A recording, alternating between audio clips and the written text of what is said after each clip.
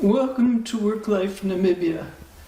This is a program about the realities of work, the rights and responsibilities of workers and employers, and how understanding them better can build a better workplace and a better Namibia.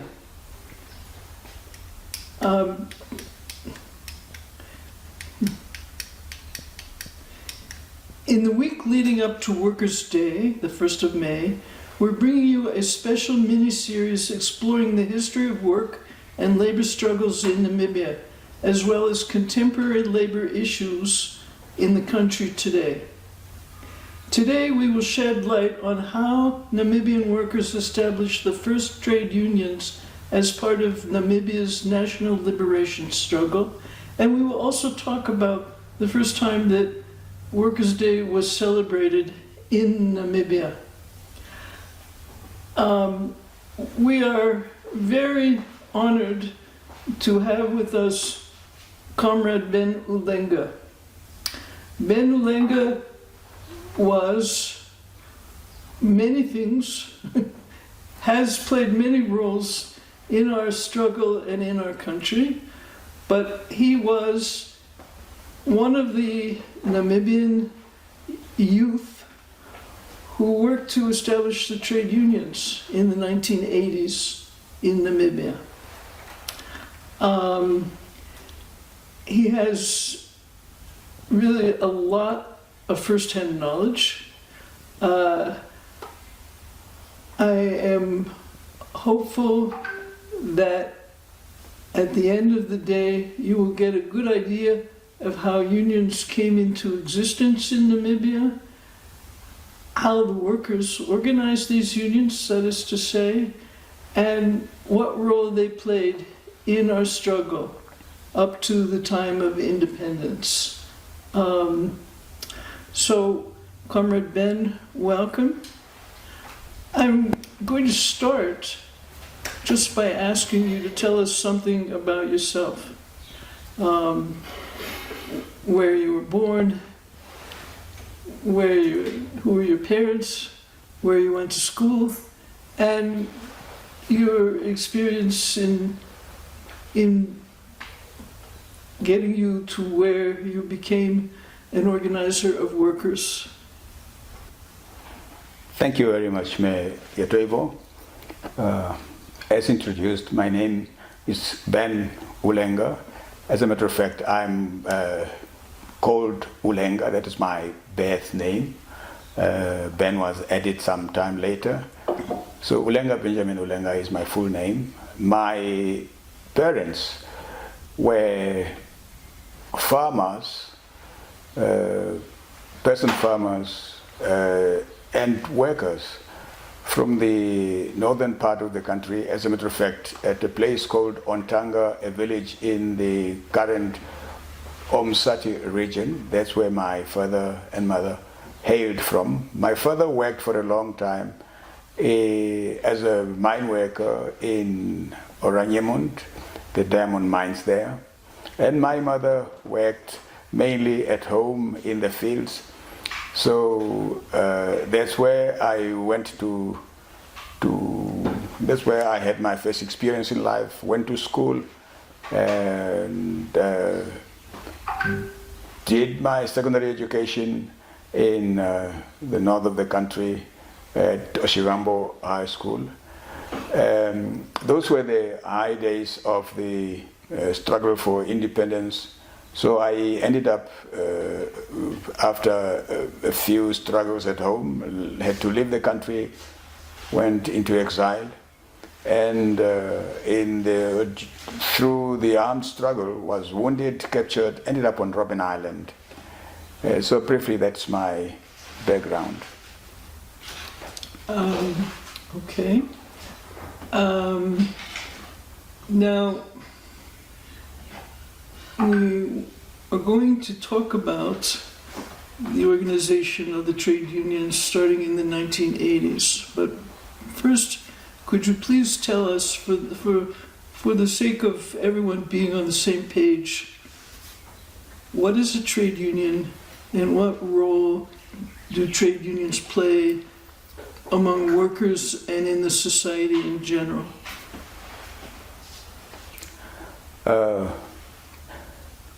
Generally speaking, workers and employers are a very unbalanced or imbalanced group. Usually workers have not much to rely on at the workplace. Their salaries are not decided by themselves. Their working conditions generally, or historically speaking, are in favor of their employers. So in the Namibian situation, we always experience that the workers of Namibia needed, first of all, to be strengthened, to be able to take up issues regarding their rights and their responsibilities as well, and also to be able to play a proper role as part of the general social struggles, for example, and political struggles, economic, political, and social. So the role of the trade union is, number one, it strengthens the unity and the strength of workers. It also helps the workers to contribute properly to the general struggle of the day, or the general political and social and economic struggle of the day. And I think that's what happened also in our case. Now, as I understand it, you became involved in the organization of the trade unions after serving eight and a half years on Robben Island, and coming back home. Now, are you aware of, and while you were on Robben Island, were you aware of earlier developments in Namibia concerning efforts to organize workers into unions? Thank you very much. Well, I would say I've been, I thought it was longer than that on Robben Island, but anyhow, it always feels long sitting there behind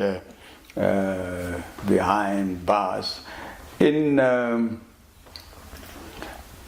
mid-70s, especially after the historic strike in 1970, 71, 72, there were efforts made by SWAPO, the liberation movement, to start a general trade union movement in Namibia. These efforts were from abroad, in Tanzania, I think. There was a conference there where SWAPO decided to set up something called the National Union of Namibian Workers. These efforts were done in exile, so I think the results were very limited inside Namibia. However, some kind of path was opened, so to say. And when we came from Robben Island, already before that, there was a group mainly of SWAPO members. I think the names such as Jason Angula,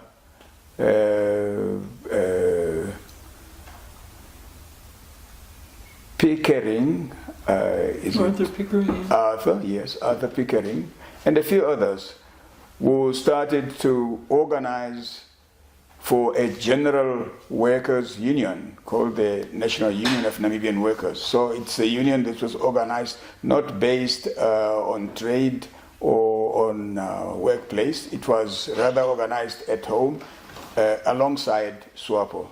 And these were mainly SWAPO members who were involved in setting up that. However, towards the end or to the beginning of the 80s, towards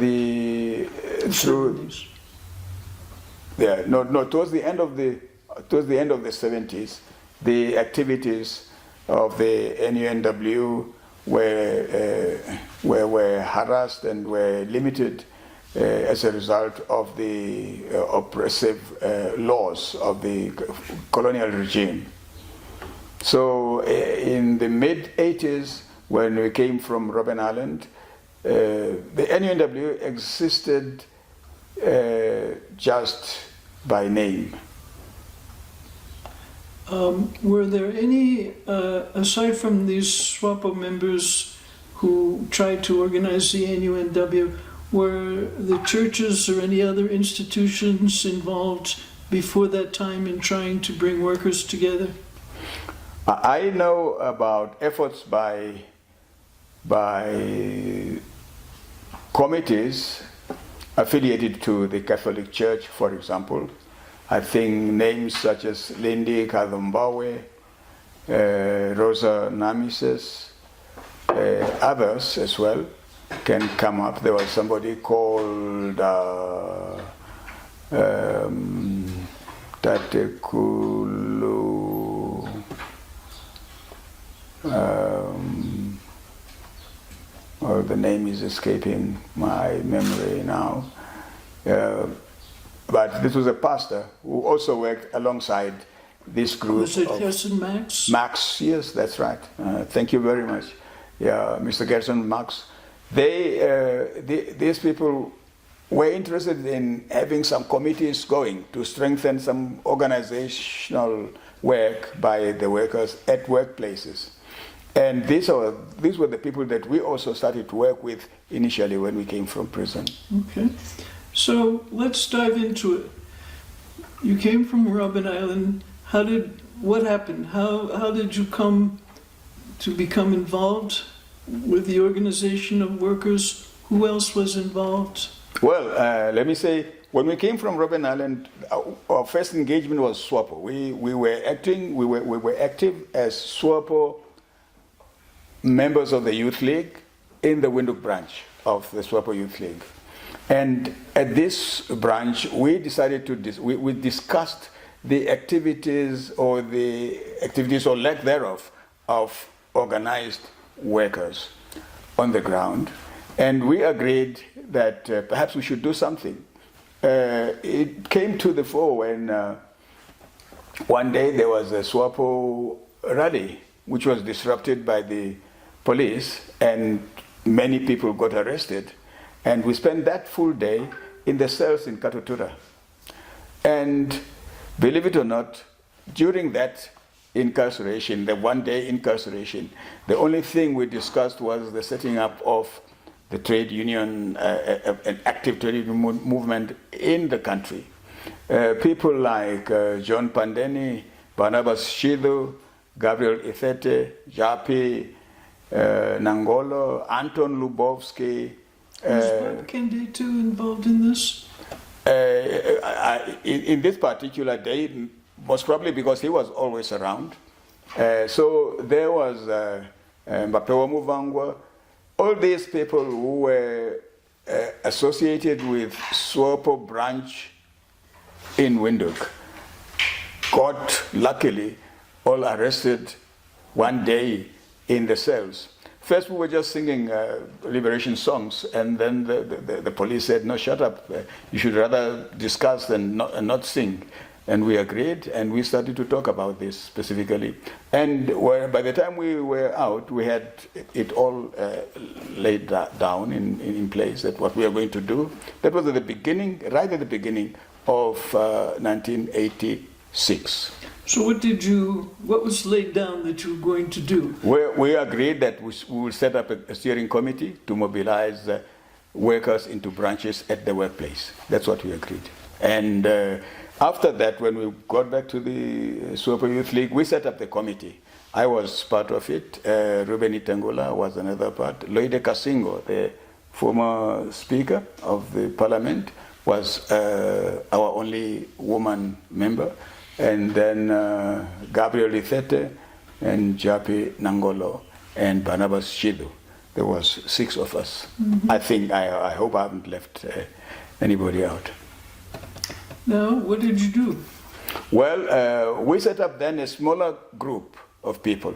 Japi Nangolo, Ithete, Ruben Itengula, myself, Chido, the 5. What we were supposed to do was, we found out that there was a car somewhere amongst the SWAPO leaders that was supposed to be for the mobilization of workers. We grabbed that, we went to find out where it was, and we took it. The former chairperson or the former leader of SWAPO, Dan Shongarero, helped us in this. And we got the car, a Volkswagen Passat, and we started to go from workplace to workplace. Mm-hmm. That was Japi, mainly our driver, Ruben, myself, and Ithete. The 4 of us could fit in this vehicle. Sometimes Loide joined us, sometimes Chidu also joined us, but especially these 4.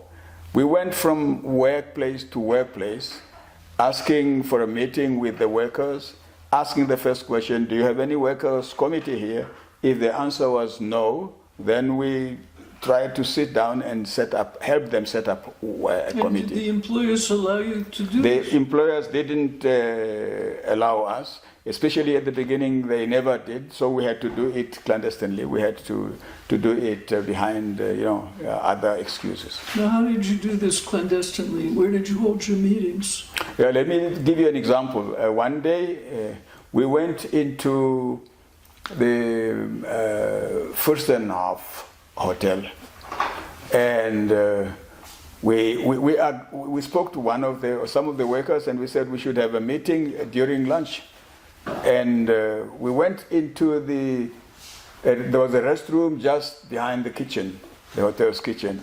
And from 12 o'clock, or from 1 o'clock to 2, or 12 to 1 around there, we started to talk about the need to organize. All of a sudden, the owner of the hotel came in from the kitchen. He was working there with a big knife in his hands, and we thought he was going to attack us. But eventually we managed the situation, and we didn't come to blows. So it was this type of activities and this type of situation and environment that we worked in.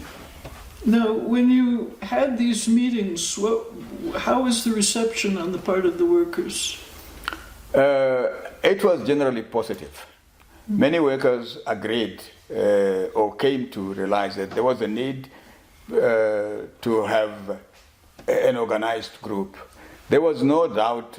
All the workers felt that there were problems. They had problems regarding their working conditions and their rights to organize and so on. And there were also problems regarding the political situation in the country. So we hoped that our work would meet both situations. That workers will be organized and better organized, and therefore stronger. And then they would also be able to contribute better to the struggle, the political struggle and the economic struggle towards independence. Did you ask them to join a union?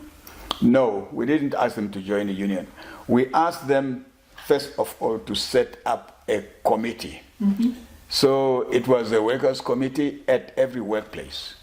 And we started the Kalahari Hotel in the center of Windhoek. Mm-hmm. A committee was set up there. Then we went to the Safari Hotel, all the hotels, and then we went to, there was a place called, where they sell the meat.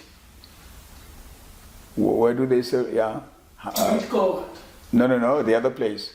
Hartleaf, yeah. We set up a committee at Hartleaf's, and then where they have the Millie Meal, Namib Mills. Mm-hmm. I think it wasn't Namib Mill at the beginning. Yeah, we set up a committee there. All these places where workers worked around food or hotels or restaurants.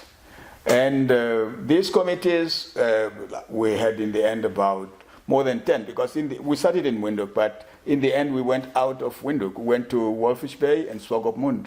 And at the hotels there, we also we set up committees. But if you went to a place like Namib Mills, How did you make contact with the workers? Did they allow you to come in? Luckily, these workers all had their origins either in Katutura or in the so-called workers' compound in Katutura.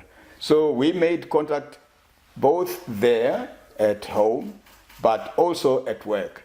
We actually were very critical. We didn't want to establish a home-based union. We wanted to establish a workplace-based organization.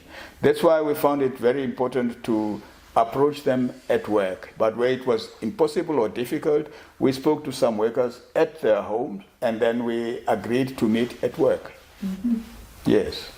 And everything that was set up, what was set up at work. So a committee was set up at the workplace, and first it was a clandestine committee. Then we worked out ways of introducing it to the employer. How did you do that? With difficulty, but it worked in the end. Quite a number of employers were prepared to talk to these workers. Some refused. They said they don't recognize any committee. But with the effort that was put in, these activities resulted in a committee almost at every workplace. Just give us some of the concretes. How did you approach the employer? What did you tell the employer? As I said, first of all, we had to have a committee at work, but the committee was not known. So now we came in. We asked for an appointment. We had to go and sit in their office or ask. And how did you identify yourself when you asked for the appointment? Who were you? Oh, we gave our names. We said we are. Just your names? Yes, our names, and we said we are from the Workers' Preparatory Committee. Well, that's what we are called, the Workers' Preparatory Committee. Okay. Yeah, and then we would say, yeah, we want to talk about our work here, or setting up a committee at work, and some employers refused.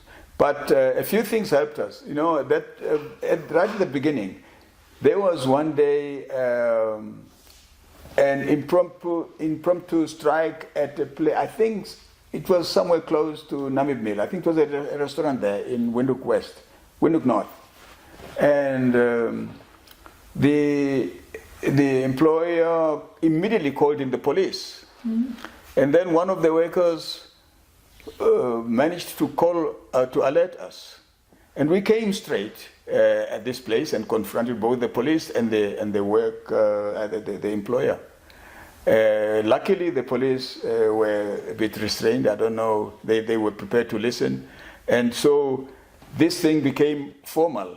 The workers had a problem, and it was agreed that we were speaking on their behalf. And then it also came out. Everybody now, or many people now, knew that there was this kind of activities going on. Then there was another strike in Lideritz. It was at one of the fishing factories, and luckily at that time we just had some money, because we also had contact with the trade union movement in South Africa. There were people like J. Naidu from COSATU, Cyril Ramaphosa, the current president, from the Mine Workers Union. And you know what? When the Mine Workers Union was formed here, they sent us money, 5,000 rand. That really helped us a lot. So when this strike happened in Lideritz, we had to go there to show our presence and to show solidarity and to strengthen the movement there. So Anton Lubowski, two other people went with the help of this money that we had from the National Union of Mine Workers in South Africa. So there was help coming in also originally. Did you get any help from anywhere else, financial help? Yes, we did. I'm sorry now to, like talking in organized or proper way, but many or quite a lot of assistance came in from almost everywhere. The SWAPO, or through the SWAPO offices in London, for example, contact was made with the the main federation in the UK. I think it was called the National Union of, I can't remember the exact name there. So through the SWAPO office there, Peter Manning, who recently visited Namibia, Shapwe Kaukungwa, and others at the office. I can mention here that Pandoleni Itula, who is also active in current politics in Namibia, was a student in the UK that time, and he had quite some connections with the National Union movement in the UK. So he set up meetings with people like Arthur Scargill, who was the leader of the Mine Workers Union. Arthur also gave us our first fax machine from the UK to Namibia. And then there were people in Sweden. Stig Bronquist, who was a mine worker organizer and official from Sweden, was or set up office in Zimbabwe, in Harare. And between Stig Blomqvist, COSATU in South Africa, and the trade unions in Zimbabwe, which at one time also included my friend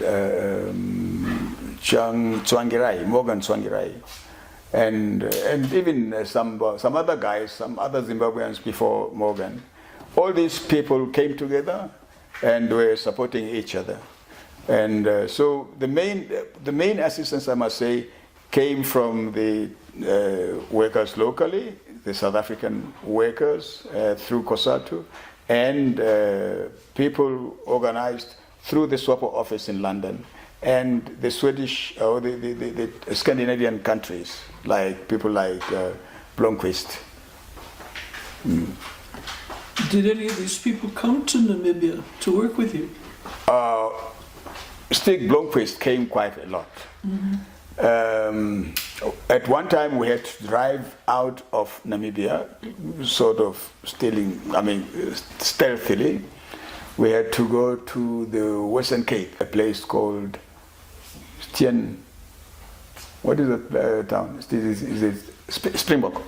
We went to Springbok where we had a meeting with the people from COSATU. A guy called Gabriels was very popular in COSATU. He led the delegation that met us there. From here, it was the same group that mobilized here. We met in Springbok and we talked about how to organize the various places, and because they were also involved in organizing a branch in Oraniemund. So we, from that moment, agreed that we can go ahead and take over the branch in Oraniemund, for example. This was the Mine Workers Union? This was the Mine Workers Union. Mm-hmm. But the people that met us were not from the mine workers in South Africa, they were from COSATU. Mm-hmm. Mm. Did you have any contact with the Food Canning and Allied Workers Union in South Africa? In South Africa, yeah, later. But initially it was mainly COSATU who sent people, and the Mine Workers Union in South Africa, the National Union of Mine Workers. All right, now when you got the employers or tried to convince the employers to meet with the committees that were established, did this ever result in anything more formal? Step by, workplace by workplace, or from workplace to one to another, these committees were recognized. Mm-hmm. The employers agreed to work together with the committee. And when there were about 9 or 10 committees, both in Windhoek and outside, these committees which had to do with work, with food or shops, trades, and allied activities, agreed to come together, and they set up NAFAO, Namibian Food and Allied Workers. Workers Union. Was that the first union that was established? That was the first union that was established. And who were the leaders of that union? There was John Pandeni as Secretary General. Who also came from Robben Island? He also came from Robben Island. He was the first General Secretary. He was elected at the first Congress of NAFAO. We all took part in this. We facilitated in various ways. When I say we, I mean from this committee. And John Pandeni was elected there. He was voted, was proposed and elected there. And then there was also people from the workers themselves. The president, I think they called him the president. Yeah, the head of the union was a guy called John. Another John, I can't remember his surname now. I think he was from Hartliffs, the meat place. So after NAFAO, we then moved on to the mines. We had already started to set up committees at UIS, Oraniemund, Rossing, many at Tsumeb, of course, Oshihase here. As this was happening, a strike broke out at Tsumeb. At that time it was called TCL. What was the strike over? The strike was over the salaries and working conditions. And the strike actually happened mainly also because as a result of our organization, unfortunately, because it came in far too quickly. We were setting up these committees. When we had the first united meeting from the various mines, the workers in Tsumeb, for example, were earning about 1 rand an hour. So that was about perhaps 10 rand per day. The mine workers? The mine workers in Tsumeb. 1 rand an hour. That's right. They were shocked and angered to discover that the other workers in Oraniemund, for example, or at Rossing, got about 20 rand an hour or something, or let's say more than 10 rand per hour. They said they wouldn't stand that. And before we could have a proper grip on, organizational work there, they called out a strike. That was in the middle of 1987. What was the outcome of the strike? Well, initially, the work halted and the workers were fired.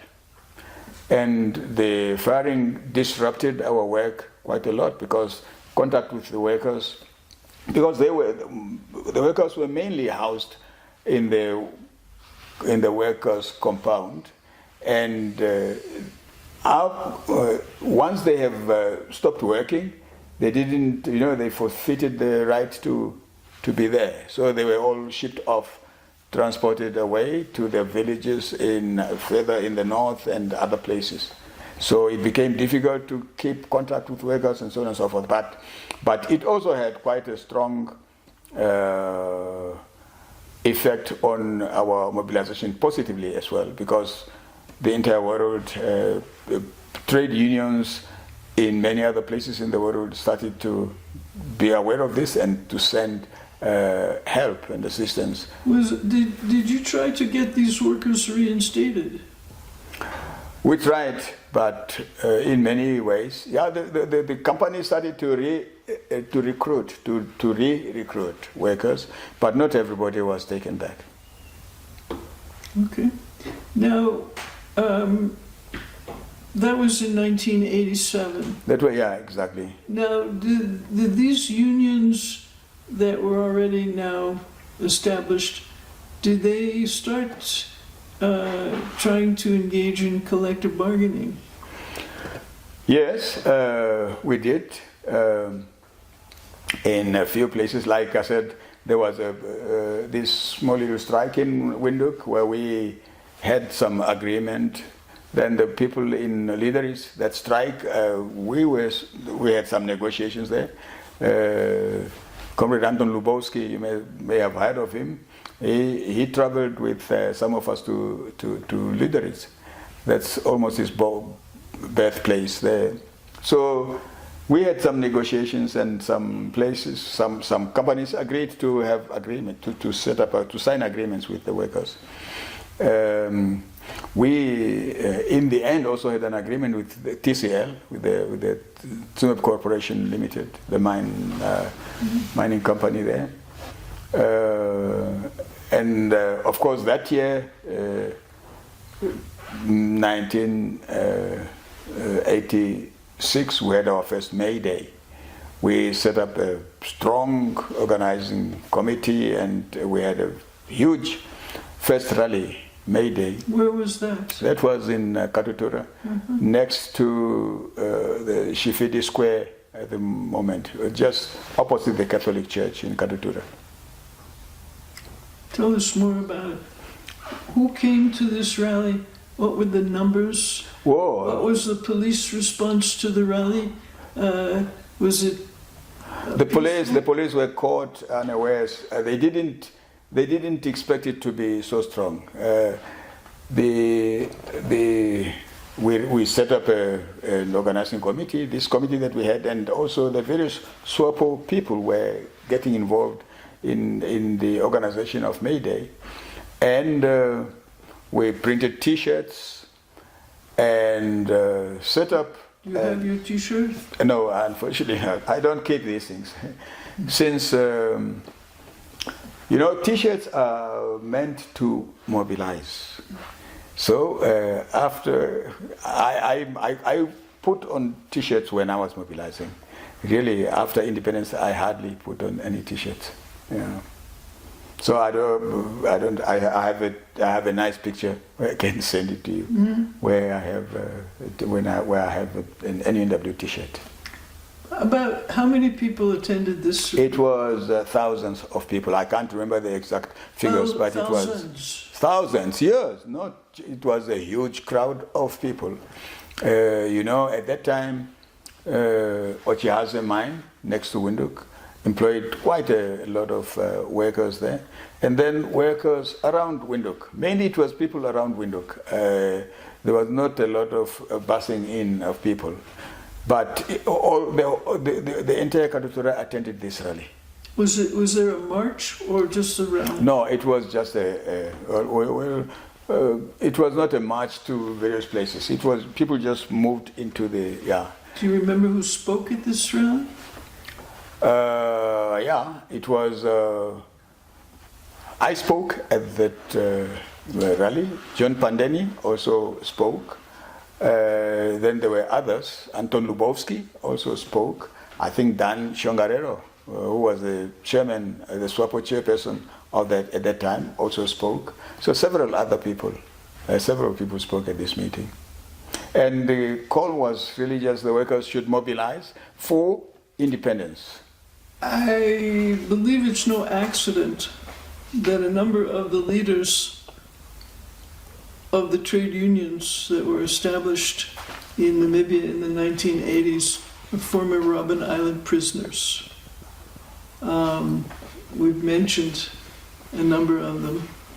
Peter Ulenga, John Pandeni, yourself.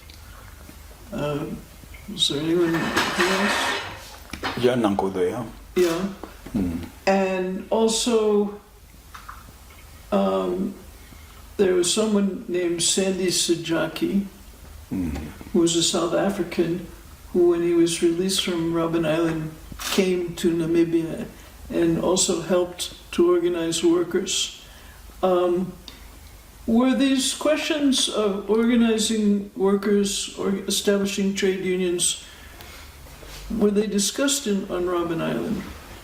Oh yes, they were discussed. Can you give us some insight into this? Let me remind you, first of all, that in the 70s and 80s, the SWAPO constitution emphasized organizing, or emphasized their alignment with the socialist ideology. SWAPO was an organization that believed in dialectical materialism, and it was a Marxist organization. It believed in the supremacy, in giving the power to the working class, and it believed in the organization of the working class. We talked about it, well, not only our group, but the whole of Robben Island. The discussions went around these issues: ideology, political understanding of the social movements, the various social movements and various political movements which were going on. So these were the daily topics on Robben Island. And as I said before, South Africa was aflame already on the ground through the organization of trade unions, the trade union organizations like COSATU, National Union of Mine Workers, and others. SWAPO itself started with the involvement of working people, including Andimba, Toivo, Sam Nuyoma, Vicki, Pohamba, many others, including those who were with us on Robben Island. They came to know about SWAPO as contract workers. They were recruited first of all as workers, and they had to campaign against the oppression and the exploitation of workers before they started to demand independence. So that was the connection. Now, did you have any communication with Andimba about these issues? In prison, yes. The organization in prison was like this. Through our own ways, that is, ways not open to and not known by the government there, we exchanged views. We discussed through papers. Some paper, and I don't mean a letter or a note, I mean a real paper. A certain topic would be chosen, and Andimba would be writing about it. For example, and I'm giving a real example that really happened. What is a nation? And the modern understanding and context of this thing that we talk about, nationalism and nation and so on. And I remember at one time, several leaders, including Mandela and Toivo, wrote and discussed about what is a nation. And Ndimba's paper came to us in D section, and we sat in the evenings discussing this paper and turning it up and down, that is, discussing it, criticizing it, explaining it, like you do with any document or with any writing. And on Robben Island, we had a specific group. It was not everybody, because it was those who wanted to be there also. We had a kind of a working committee. It was just a political discussion group. We came together and we talked about politics. We talked about there is the explanation of history.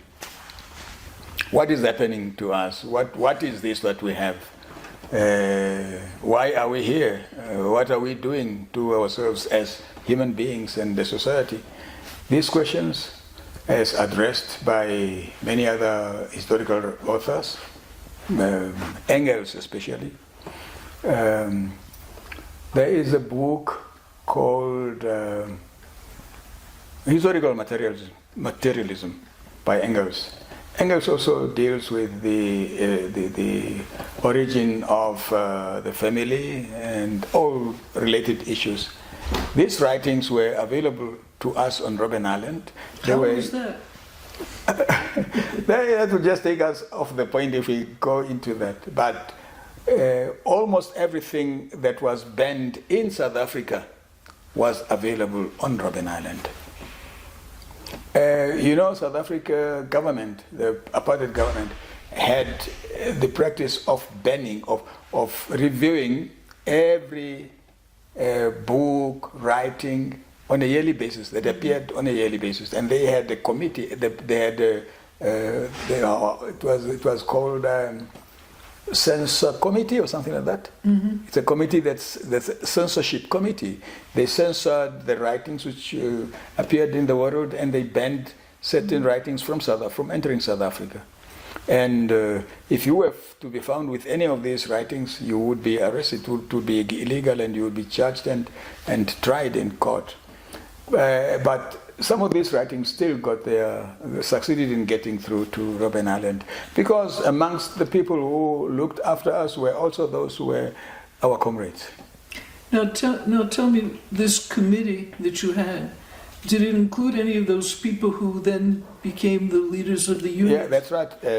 Peter Ilonga, John Pandeni, and myself, and Nankudu, these four were always in these discussions. There were also a few others from the other members from the other prisoners who were members of this. So when you came out of Robben Island, did you already have some detailed plan for how you were going to organize? Not detailed, but we had a plan, yes. Okay. Definitely we already were aware and agreed on Robben Island that it is necessary to start working on the grassroots, including as trade unions.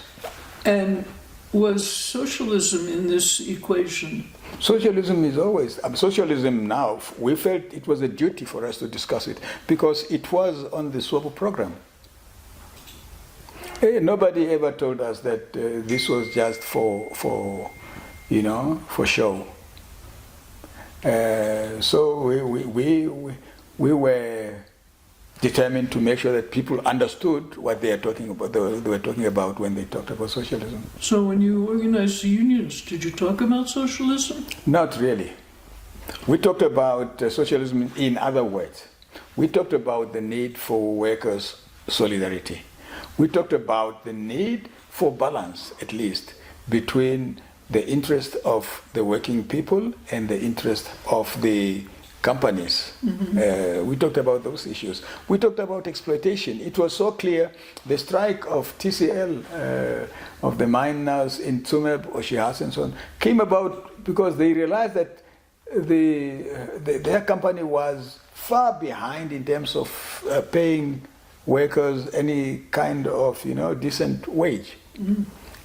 We were ourselves not ready. We didn't expect that the workers would strike immediately. They became fully aware that they were the least paid workers in the whole country. How did the work of the workers or the committee, how did it relate to independence? Remember, there were quite a number of Robben Islanders involved. Since the beginning of the 80s, South Africa was aflame in terms of trade union grassroots, what they called grassroots organization. That's having the people on the ground really marching up and to and fro and getting involved. Now, the Namibian situation was slightly different, because a lot of political activities were suppressed inside the country. But there was an armed struggle going on quite hotly. We wanted to link up and to mutually strengthen the activities on the ground together with the armed struggle, because we wanted the people, everybody in the street, to be aware or to know of the need of their involvement in the struggle for independence. So this was happening in South Africa, and we felt it should happen here a lot more. So that was one of the reasons why we acted the way we acted.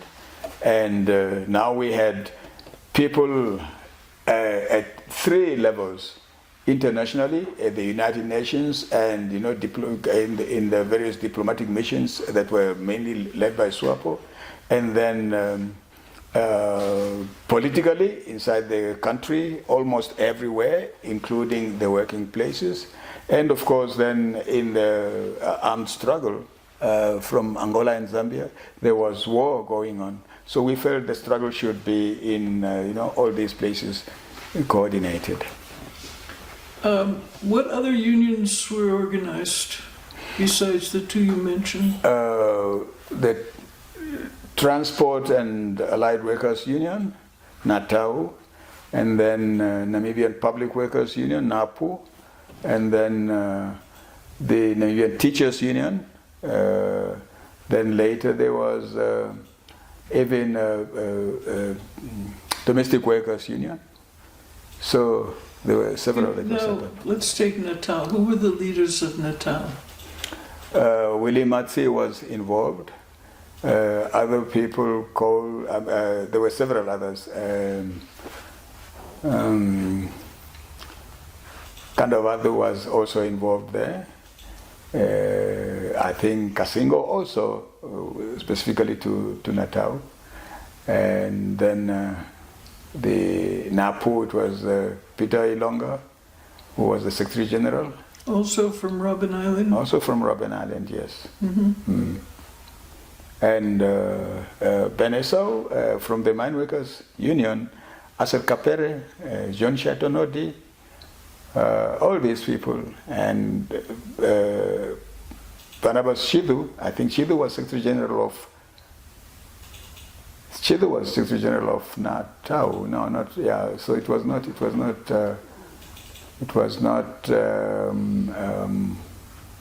Matwi. Matwi was for Manu. Natal was Barnabas Shidu. Manu. I'm sorry, it's, there was Manu, the Metal and Allied Workers Union of Namibia. I remember Willie Matsi being from Natal. Oh, okay. I am sorry if I'm confusing. I'm saying this because I actually, when I first came to Namibia, I handled a case for them.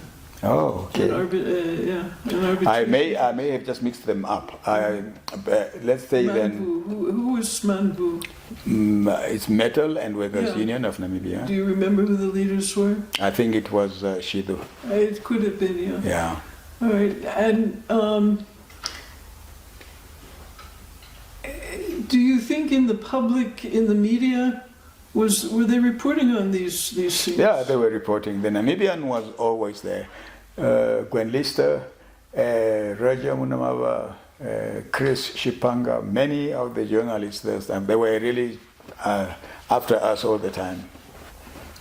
Was there the general public? What was their response to the unions? It was very positive.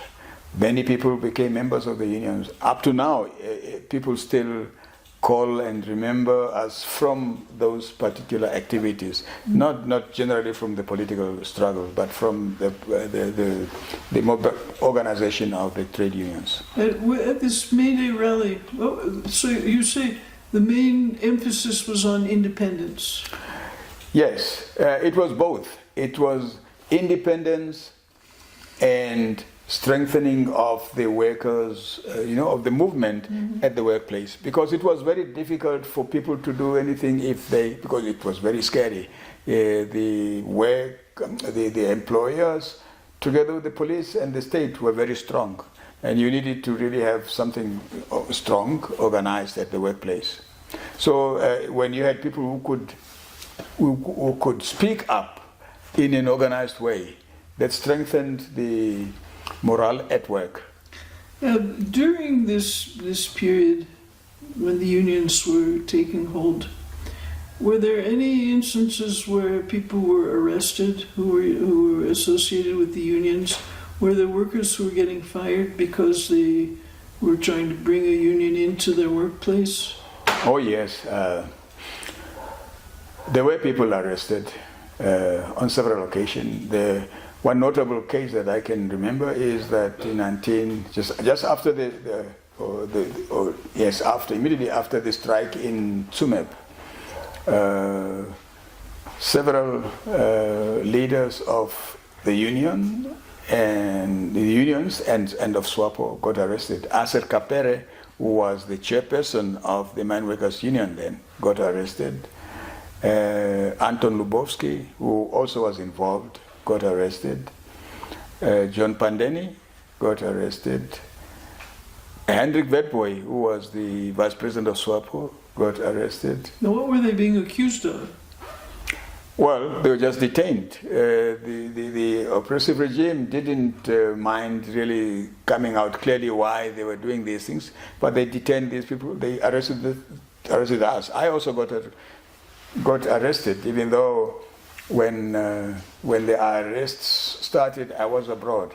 Mm-hmm. And one evening, I came into Osea Kutako and got arrested right there. Mm. And we were held in detention at Osire. Were you ever charged with anything? No, we never charged with anything.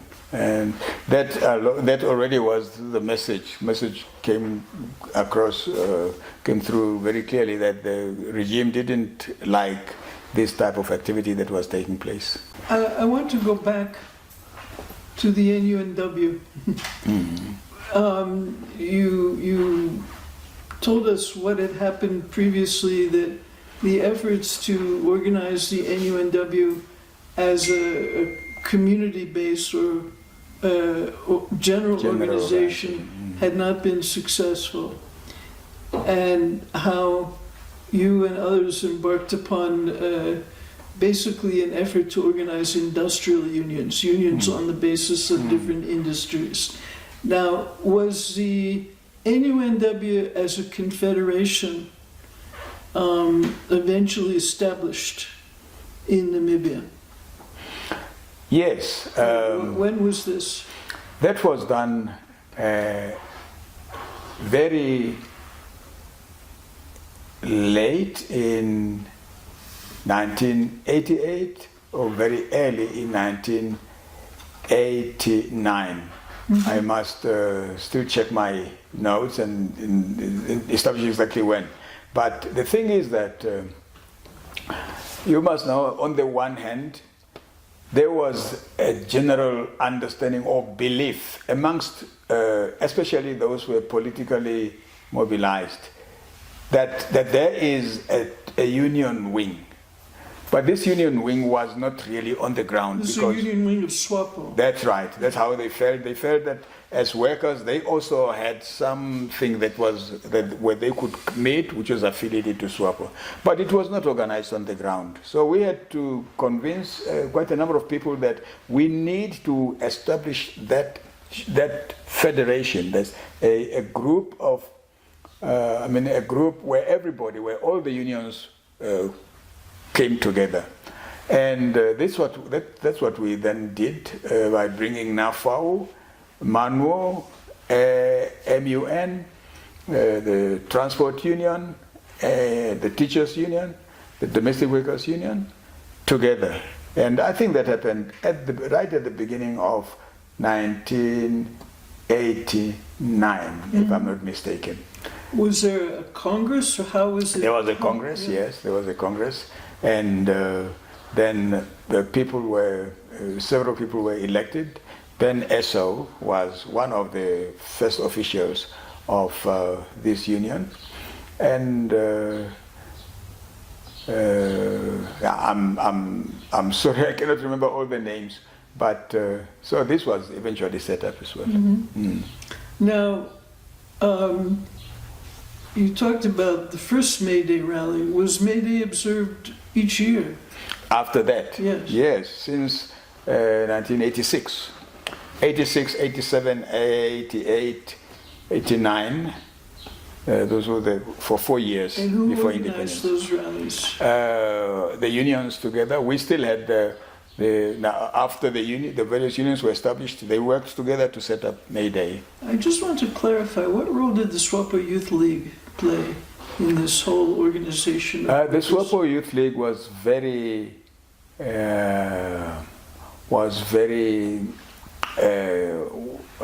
instrumental, especially at the very beginning of agreeing and deciding to set up the Workers' Steering Committee. Mm-hmm. Because the people who set up the Workers' Steering Committee discussed these matters initially in the SWAPO Youth League, and then at this meeting the meeting in the cells. Were you a member of the SWAPO Youth League then? Yes, I was a member of the SWAPO Youth League. You know what happened when we came from prison in 1985, we found that when it came to actual practical organization on the ground, the SWAPO Youth League was almost the only group. There was a larger national SWAPO leadership who met regularly, we understood, but they didn't have like rallies, regular rallies and so on. So the SWAPO Youth League in Windhoek was more active than any other SWAPO structure. Now,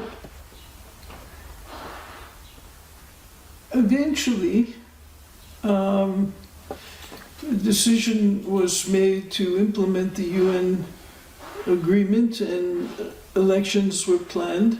What role did the unions play in the election campaign and in the running of the elections, or any role in the elections themselves? The unions saw their role as mobilizing the whole country to vote for SWAPO, because we felt it was SWAPO. Not felt, we knew and we believed it was SWAPO mainly that was fighting for this event to happen, for independence. And believe me, COSATU in South Africa, for example, sent us, not as SWAPO, but as unions. They sent us, the Transport Workers Union and the taxis from South Africa drove into Namibia. They came to transport people to the voting stations. I witnessed this. I was in Keetmanshoop at a rally, and we saw this convoy coming from COSATU. That's right. That was one of the most unbelievable. It was the most impressive kind of assistance that came from workers to other group of workers from South Africa. So was it the South African workers who were actually driving these vehicles? Yes, it was South African workers. Some came as taxi workers from the transport union, from the taxi union. I cannot remember what they had organized there, but they had the strong transport workers union in South Africa. And it was, of course, through the sponsorship and the leadership of COSATU. They were with us 100% of the time and 100% of the way. There are still people in South Africa who, at the moment, right now, still remember their involvement, their personal involvement for having driven to Namibia just to help take people from home to the voting booth. Well, this is a logical, the role that was played by the unions here in the election campaign is a logical expression of everything that had happened before. The workers in Namibia were the foundation of the liberation struggle. Sure. And this was now taking it to another level. Exactly. It's, now, what can we learn from these experiences that is relevant today for Namibian workers? Well, I must say, first of all, the importance of organization, the importance of organized group people, or of organizing socially and politically and any other way. You cannot do things, you cannot have things happen just on their own. You will not be very successful.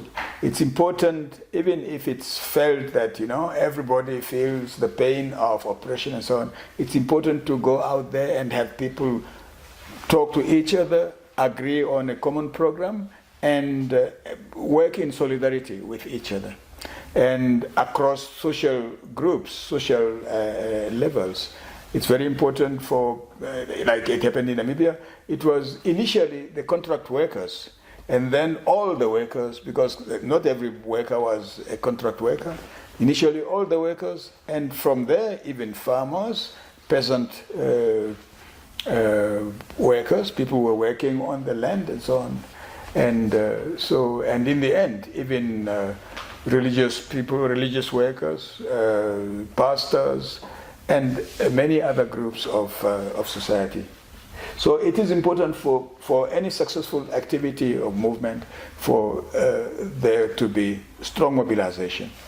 There seemed to have been a time of tremendous unity among the people. Exactly, it was. Yeah. Can we do it again? I hope so. I suspect that the trade union movement has lost that vivacity. When I go from, sometimes when I come to workplaces, and recently I was at a place where the worker was complaining. She was tired. She's just been too busy. So I asked her whether she is the member of the union. She said yes, she was. But then after that admission, she didn't see what role really was played by the union. So there is perhaps also that the unions have perhaps lost that vigor. And it's very important, especially around the organization of May Day, it's very important that unity and that strong activism the importance is stressed. You know, it's important to always come back to that and to emphasize the need to be active, organized, and united. I want to ask this. I just thought of something. With the success of the organization of unions, did the employers come to understand how unions could also play a constructive role in the success of business development, the success of their businesses? Some, yes. I remember the guy who was running, there's a hotel there in Independence Avenue. He had no problems with the unions. That place opposite the police. He always agreed for us to come in. When we had a meeting, we told him that we have a meeting, and they gave us a place to sit and to talk. Whether they listened in or whatever. But because we didn't plan the planting of bombs, we just talked about workers' mobilization.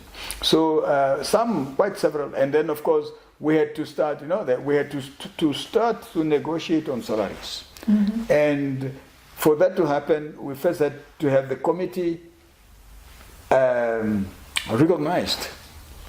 We had to prove, in many occasions, our membership.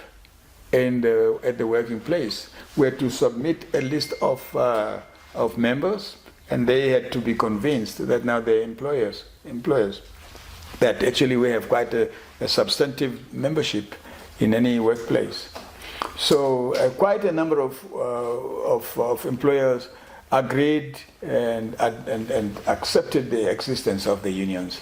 There were still some, even up to independence, who didn't want to negotiate. They said that they could communicate with their workers in their own way.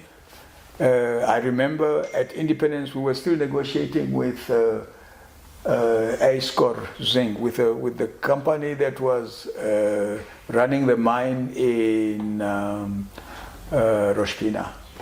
The agreements they were done only, I think, after independence. But I also read somewhere that the Mine Workers Union in South Africa had been organizing mine workers in Namibia. That's the example that I mentioned in Oraniemund. Is that the only one? Yeah, that was the only one, I think, I remember. They set up, they also contacted people in Rosing. There were several places where they had contacts. The South Africans, when they realized that we didn't have active unions, what they tried to do is, because they had sometimes some of their members working in these places. Some of the COSATU, some of the NUM members from South Africa were working in Oraniemund, not on a continuous basis. They were coming in, they were discussing on those moments, occasions, they were discussing with the workers there about how they could help. And that's why before the establishment of the National Union of Namibia, of the Mine Workers Union of Namibia, there was a committee in Oraniemund that liaised with the NUM in South Africa. So they basically just stepped aside and let the Namibians Yes. do what they had to Yeah, do. like they actually, not just silently, like I said, we organized a meeting in Springbok in the Northern Cape in South Africa. And there we talked about how they could help and where they could help. And we came back very fortified, very strongly agreed. And I think that was, whether it was before that or around there where COSATU gave us that money. It was a lot of money at the time, 5,000 Namibian dollars, 5,000 rand. It was quite a lot of, then we could at least put some petrol in a vehicle and drive to places like Lideris, which is so far away. Well, you have, from what you've said, there was solidarity, there was unity, there was support from the community for these union activities. It's an example which I think it's important for workers today to know that they have the potential to achieve something great. Very much so.